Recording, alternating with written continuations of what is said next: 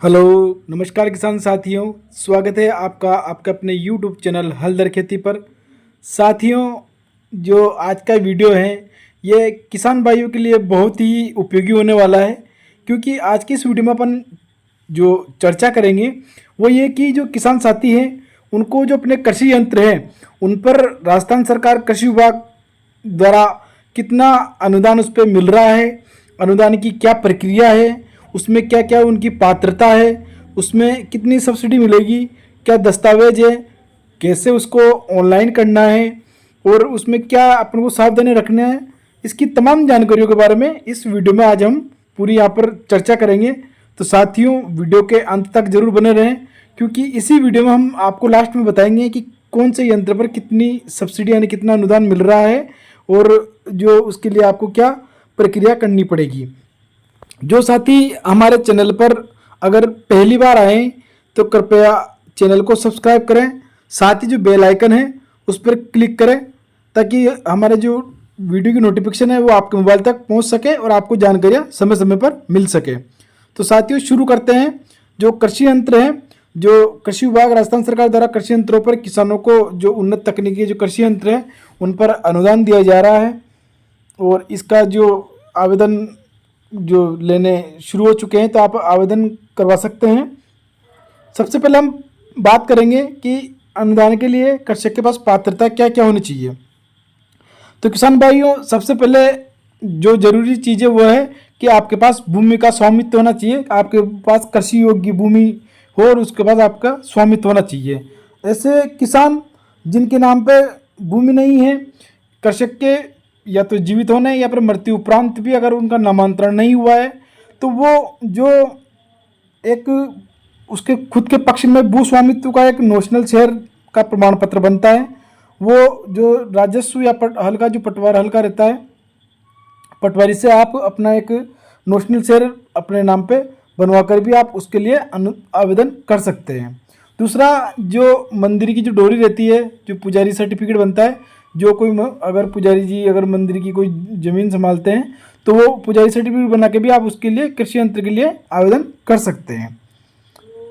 साथियों, इसमें पात्रता में यह है कि आप जो कृषि यंत्र है उसके लिए जैसे 3 साल में कृषक केवल एक ही बार अनुदान प्राप्त कर सकेगा किसी भी कृषि यंत्र में।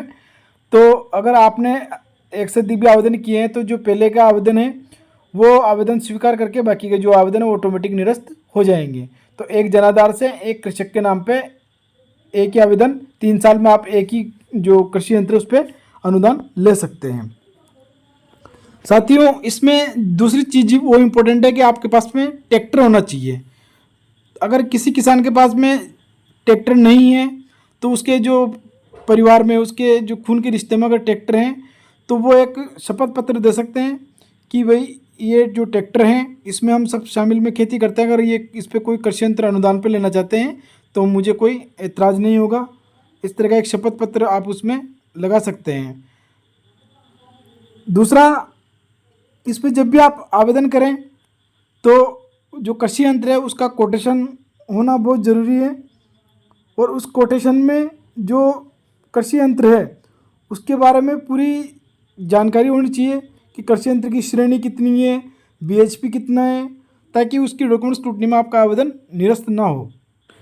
किसान भाइयों, दूसरा ये कि जो ट्रैक्टर है उसकी आरसी होना बहुत ज़रूरी है और ट्रैक्टर संभव हो अगर जिसके नाम पे ज़मीन हो उसी के नाम पे ट्रैक्टर हो तो आवेदन कर सकते हैं। बाकी मैंने बताया अगर आपके ज़मीन आपके नाम पर, अगर ट्रैक्टर आपके नाम पे नहीं, अगर आपके परिवार में किसी के नाम पे तो आप शपथ पत्र लगा सकते हैं। और अगर ट्रैक्टर आपके नाम पे है और ज़मीन आपके नाम पे नहीं है तो आप उसमें नेशनल शेयर सर्टिफिकेट भी बनवा कर लगा सकते हैं। ये तो हो गई अपने पात्रता की बात। साथियों, अब हम बात करेंगे कि आप आवेदन करते समय आपके पास में क्या क्या दस्तावेज होने चाहिए ताकि जिससे आपका जो आवेदन है वो पूर्ण तरीके से सबमिट हो सके। तो सबसे पहले आपके पास में जनाधार नंबर जिसमें मोबाइल नंबर उसमें लिंक होना चाहिए ताकि आपके पास वो OTP आ सके।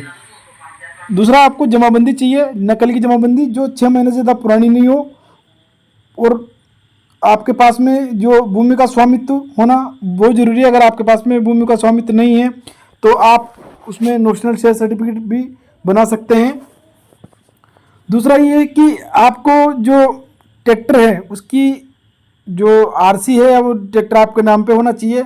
अगर ट्रैक्टर आपके नाम पे नहीं है, परिवार में किसी सदस्य के नाम पे, तो वो शपथ पत्र बनाकर आप उसको साथ में अपलोड करेंगे। चौथा, इसमें एक कोटेशन बहुत ज़रूरी है। जो भी आप कृषि यंत्र लेना चाहते हैं उसका कोटेशन बनवाकर उसमें पूरी डिटेल डलवाकर वो कोटेशन आप उसमें अपलोड कर सकते हैं। अब आवेदन आपको आपके नज़दीकी ई मित्र पर जाकर भी आप आवेदन कर सकते हैं, या फिर जो राज किसान सुविधा ऐप है उसके माध्यम से खुद आप अपने मोबाइल से भी आप आवेदन कर सकते हैं। आप जो ऑप्शन अच्छा लगे उसके हिसाब से आप आवेदन कर सकते हैं। किसान भाइयों, ये तो हो गई पात्रता और दस्तावेज की बात। इसमें अब ये है कि जैसे जो कृषि यंत्र के जो लक्ष्य आए हैं, अगर आवेदन लक्ष्य के अनुरूप आते हैं तो पहला आओ पहले पाओ के आधार पर रहेगा, लेकिन लक्ष्य से 1.5 गुण के अधिक आवेदन आ जाते हैं तो उस जिले में लॉटरी सिस्टम लागू किया जाएगा और लॉटरी में जिस किसान का चयन होएगा उसी का ही उसमें सैंक्शन जारी हो पाएगी। तो आप आवेदन करेंगे, उसके बाद में डॉक्यूमेंट स्क्रूटनी कृषि विभाग द्वारा की जाती है। उसके बाद में जो लॉटरी में अगर चयन होता है तो आपकी प्रशासनिक स्वीकृति निकाली जाती है, और प्रशासनिक स्वीकृति निकलने के बाद ही आपको कृषि यंत्र खरीदना है। जब तक आपकी प्रशासनिक स्वीकृति नहीं जारी हो आपको कृषि यंत्र नहीं खरीदना है, अन्यथा आपको अनुदान नहीं मिल पाएगा। ये तो हो गई प्रक्रिया। साथियों, अब बात करते हैं अपन कि कौन से यंत्र पर कितनी कितनी इसमें जो सब्सिडी दी गई है उसके बारे में हम यहाँ पर किसान भाई करेंगे। इस बार के जो दिशा निर्देश है उनमें अगर किसान भाई 1 लाख से अधिक मूल्य का अगर कृषि यंत्र जो खरीदता है अनुदान के लिए, तो उस पर एक डीलर द्वारा मुख्य फ्रेम पर सामने से नजर आने वाले स्थान पर लेजर कट सीरियल नंबर लिखा होना अनिवार्य है। अगर किसी भी यंत्र पर अगर ये लेजर कट सीरियल नंबर नहीं लिखा पाया जाता है तो वो यंत्र या मशीनरी अनुदान पर नहीं दी जाएगी, क्योंकि ये जो लेजर नंबर है ये जो फर्जीवाड़े को रोकने के लिए ही जो विभाग द्वारा इसको चालू किया गया है। तो कृपया ledger number cut serial number जरूर लिखवाएं। किसान साथियों, अब हम चर्चा करते हैं कि कृषि यंत्रों पर आपको अनुदान कितना कितना मिलेगा। तो सबसे मोटा मोटा मैं ये बता देता हूँ कि जो SC और ST और लघु सीमांत और जो महिला कृषक हैं इनको लगभग 50% और अधिकतम जो 50% है और लागत का जो कुछ फिक्स कर रखा है उस हिसाब से मिलेगा।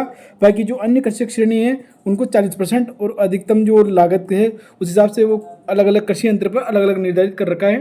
तो हम चर्चा करेंगे, जैसे कि अगर आप जो क्रॉप रीपर कंबाइंडर लेते हैं तो इसमें 50% अनुदान तो लघु सीमांत ST SC और जो महिला कृषक है उनके लिए है, और अधिकतम जो है वो 1,75,000 रुपये के आसपास रहेगा। वहीं जो अन्य कृषक की श्रेणी है उनके 40% और अधिकतम 1,40,000 रुपये का उसमें अनुदान मिलेगा। तो मैंने आपके सामने ये जो लिस्ट है ये डाल रखी है, तो इसके हिसाब से अलग अलग कृषि यंत्र पर अलग अलग अनुदान मिलेगा। हम मोटा मोटा बात कर लेते हैं कि जो कृषि यंत्र है उन पे कितना कितना किस पे कितनी सब्सिडी मिलेगी। तो सब अगर हम बात करते हैं कि जो थ्रेशर मशीन है तो उस पर जो लघु सीमांत SC ST और महिला वर्ग के जो किसान हैं उनको अधिकतम 2.5 लाख रुपए या फिर जो 50% अनुदान, ये और जो अन्य श्रेणी के किसान हैं उनको 40% या फिर अधिकतम 2 लाख रुपए का अनुदान मिलेगा। इसी तरह जो रोटावेटर है उस पर जो ST SC और लघु सीमांत और महिला कृषक है इनको जो लागत का 50% या फिर अधिकतम 46,800 रुपये से 60,000 रुपये तक इस पर अनुदान मिलेगा, क्योंकि रोटावेटर में अलग अलग फिट के अलग अलग रोटावेटर आते हैं। और इसी तरह जो जनरल श्रेणी है उनको 37,400 रुपये से लेकर 48,000 रुपये तक का उसमें अनुदान मिलेगा। अपन बात करते हैं जो फसल कटाई की जो मशीन आती है उसमें जो लघु सीमांत SC ST और महिला वर्ग की जो किसान हैं उनको लागत का 50% या अधिकतम 75,000 रुपये तक का अनुदान उसमें दिया जाएगा। वहीं जो सामान्य श्रेणी के जो किसान हैं उनको अनुदान जो राशि है वो 60,000 रुपये अधिकतम उसको मिलेगी। किसान भाइयों, अनुदान के लिए मैंने जो इसमें स्क्रीनशॉट शेयर कर रखे हैं इसमें सभी कृषि यंत्रों के बारे में कितना कितना अनुदान है और कितनी सब्सिडी मिलेगी और कौन, तो उसके बारे में पूरी डिटेल है, तो आप यहाँ से पूरी जानकारी ले सकते हैं। इसमें 50% अधिकतम 30,000 रुपये ST SC महिला कृषक को, और जो जनरल किसान हैं उनको 40% अधिकतम 25,000 रुपये तक का इसमें अनुदान मिलता है। इसी तरह जो और भी कृषि यंत्र है सब पे अलग अलग तरह की सब्सिडी है। तो आप जो भी आपको कृषि यंत्र की ज़रूरत है मैंने इसमें लिस्ट डाली थी, आप उनमें से अनुदान की श्रेणी देखकर आप जो कृषि यंत्र के लिए इसमें आवेदन कर सकते हैं। किसान भाइयों, अगर आपको हमारी जानकारी अच्छी लगी तो कृपया वीडियो को लाइक करें, शेयर करें और चैनल को सब्सक्राइब करना ना भूलें। जय हिंद, जय किसान साथियों।